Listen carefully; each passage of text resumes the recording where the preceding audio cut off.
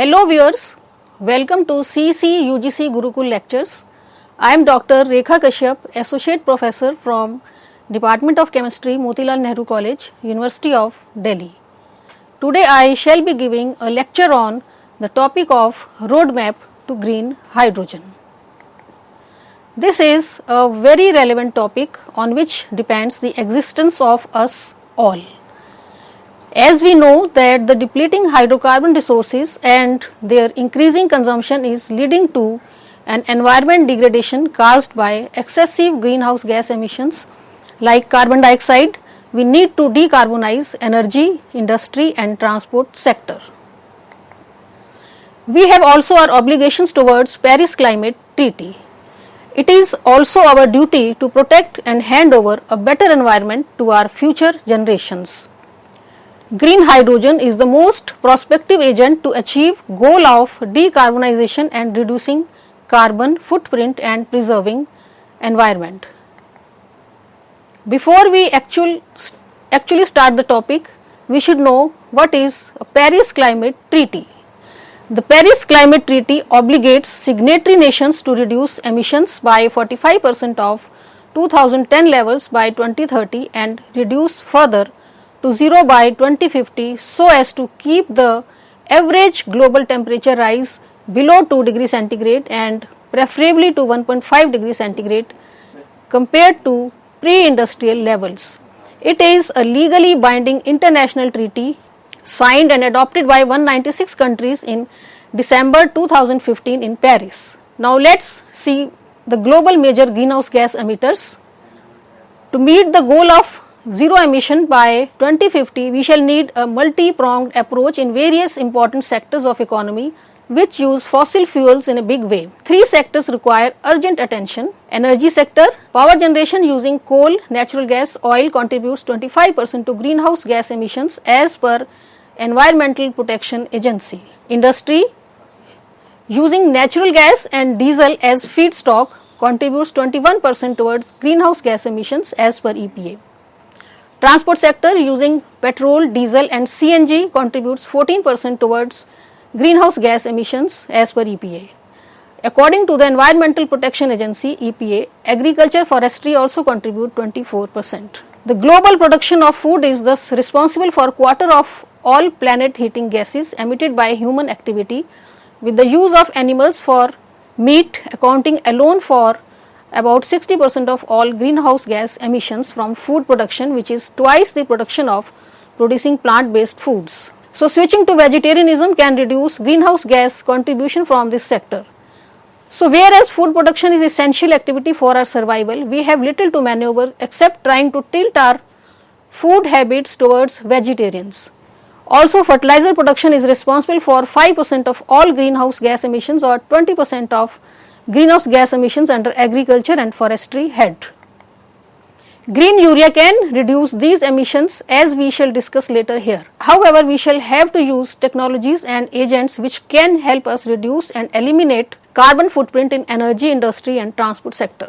The use of fossil fuels for energy on a massive scale worldwide will not be sustainable in near future as the greenhouse gas emissions have reached a tipping point. So for sustainable growth and to protect environment for future generation, we need to move away and switch from fossil fuel economy to clean energy economies to meet our future and present energy requirements, and the potentially most likely candidate to replace carbon economy is hydrogen economy. So why we should use hydrogen? It's an excellent energy carrier because it has high energy density of 142 megajoules per kilogram. It's a clean fuel with zero greenhouse emissions because on combustion it gives the water with no carbon footprint. It's a diverse domestic source. It can be produced from natural gas, coal and electrolyzer. It will be economically competitive because the price of the electrolyzer will come down and the price, which is very high at present, will come down. It's a better security than other commercial fuels because we have to import crudes and this green hydrogen will be produced domestically. It's a faster refueling time. It is as good as refueling the petroleum. Now, what is hydrogen economy? The word hydrogen economy was first used at Technical Center in General Motors by John Bockris as a system of delivering energy where it was suggested to be a future potential energy catering force. Hydrogen economy envisions a decarbonized economy based on the use of hydrogen to get clean, pollution-free energy to power all major sectors of economy. Hydrogen economy thus represents and signals the transformation from industrial revolution based on fossil fuels to ecological revolution based on the use of green hydrogen for providing clean, pollution-free energy from sunshine and water, thus mimicking nature to protect environment. Now, let us discuss the green hydrogen as agent of decarbonization. There is an urgent need for decarbonization in the energy, industry and transport sector, and green hydrogen shall have a major role to play in that scenario. It must, however, be emphasized here that hydrogen is only a carrier of energy and not a primary source of energy. Now, this figure illustrates how the green hydrogen is used in various sectors of economy like power sector, industry sector and transport sector. Now, what's the need for hydrogen economy? It is more imperative for a nation like India to go all out for hydrogen economy, as India is a major and presently second largest importer of oil after China, as USA has now found extensive reserves of shale oil and gas. India imports 85% of its crude oil requirements, and this percentage of oil imports shall increase to 90% by 2030 and further to 92% by 2040 as per IEA. India's oil consumption is forecasted to rise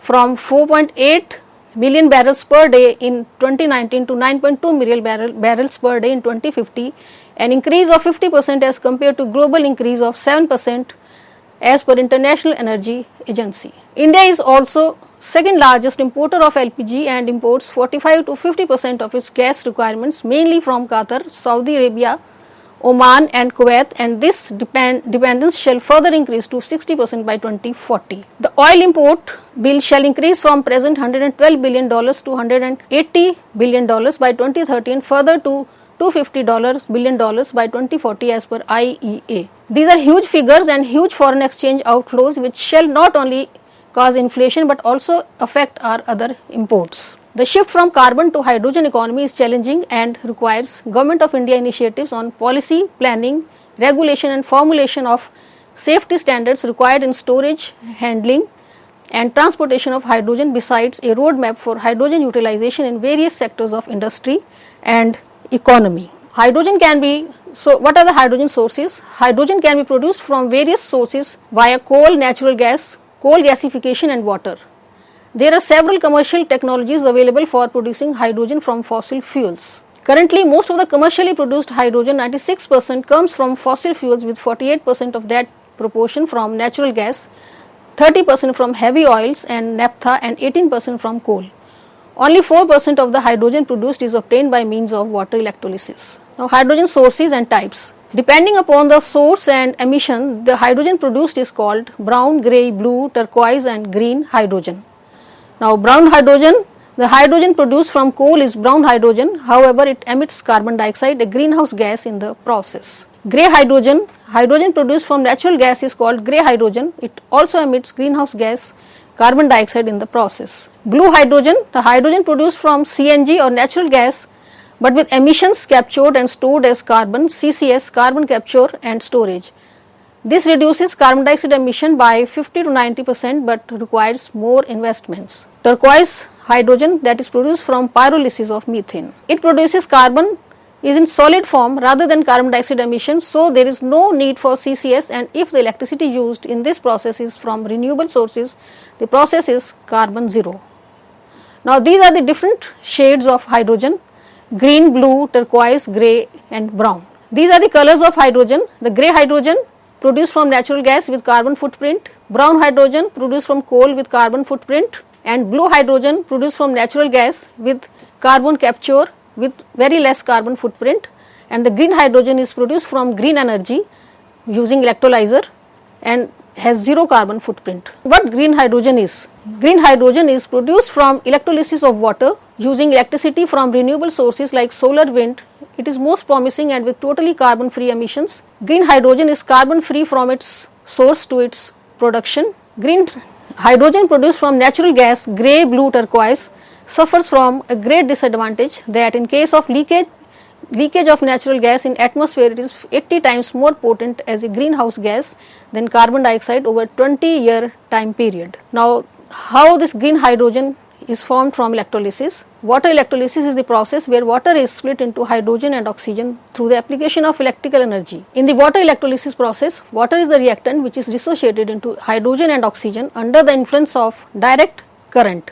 At anode, water splits into oxygen and hydrogen ions plus 2 electrons. At cathode, the hydrogen ions gain electrons to give hydrogen. So, overall reaction is hydrogen splits into hydrogen and oxygen. This is a figure showing water electrolyzer. The water at the anode forms oxygen and 4 electrons flow externally to the circuit, and protons pass through the semi-permeable membrane to the cathode, and where they gain electrons to form the hydrogen. This is a figure for water electrolyzer where 39.4 megawatts of electricity and 9.1 tons of water is utilized by electrolyzer to get 1.1 ton of hydrogen and 8 tons of oxygen.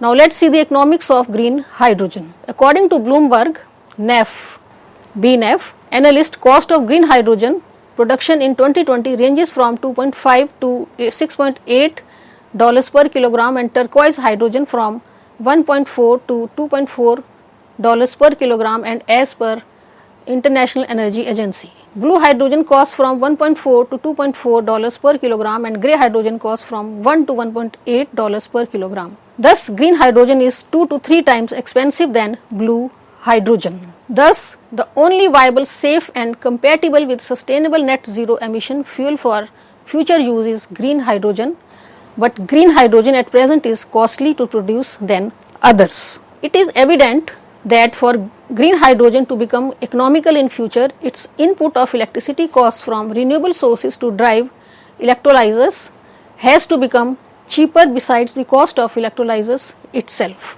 The cost of renewable energy from solar to wind sources has dipped from rupees 12 per unit to rupees 2 per unit during the last decade, and is further anticipated to come down another 30% in future decade due to advancements in efficiency of solar cell modules and their increased mass production. Similarly, the cost of electrolyzers shall also come down from present $1,500 per kilowatt to $400 per kilowatt by 2030, as the electrolyzer capacities are projected to increase from today's 0.2 gigawatt to 8.5 gigawatt by 2030 with a CAGR compounded annual growth rate of 85% per year, and by 2050 to increase up to 1700 gigawatt. It is estimated that electrolyzers costs shall come down by 40% by 2030 and 70% in the long term by 2050 by innovation and a improvement in performance. As a result, green hydrogen could cost below $2 per kilogram by 2030 and compete with blue hydrogen. In fact, Indian conglomerate RIL, Reliance Industries Limited, has plans to produce green hydrogen below $1 per kilogram by 2030, cheapest in the world. However, presently green hydrogen production from water electrolysis is less than 4% of global hydrogen production. Analyst group, that is Rethink Energy, estimates that demand for green hydrogen globally shall be 771 metric tons per year by 2050. Cost of green hydrogen to fall from today's $4 to $5 per kilogram to about $1 per kilogram by 2035, and further to $0.75 per kilogram by 2050. Green hydrogen, thus, as per analyst group Rethink Energy, shall become cheaper than blue hydrogen by 2026 and shall become cheaper to 95% by 2050, and shall decarbonize quarter of energy consumption globally. Now, the worldwide targets of green hydrogen. The worldwide nations have set targets for production of green hydrogen by electrolysis. European Union has set a target of 40 gigawatt electrolyzer capacity by 2030 for volume of 10 million tons hydrogen per year. Chile has also set a target of 25 gigawatt by 2030 and thus global target of about 100 gigawatt by 2030 from electrolyzers. Hydrogen consumption in India. India's consumption as per TERI, the Energy and Research Institute, at present is 6 million tons per year, mainly to produce ammonia by Haber's process for making urea in the fertilizer industry and in refineries. By 2050 it is estimated to be 28 million tons per year and 40 million tons per year by 2070 to achieve net zero carbon targets. Goldman Sachs cites that India can supply and cater to 25% of world hydrogen requirement by 2050 and generates $10 trillion hydrogen industry. Now, green hydrogen production in India. 95% of hydrogen produced is from reforming of natural gas.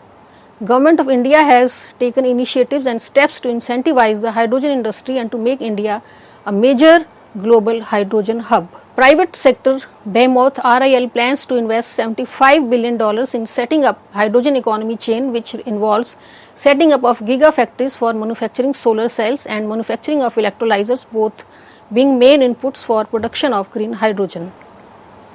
Further, to achieve zero carbon pathways and to strengthen the entire hydrogen chain from its generation to storage and transportation and to commercialize hydrogen technologies, India's Hydrogen Alliance has been formed, where besides RIL, Reliance Industries Limited, others like JSW, Jindal Southwest have also joined. Besides private sector, public sector has also joined in to give a boost to hydrogen economy.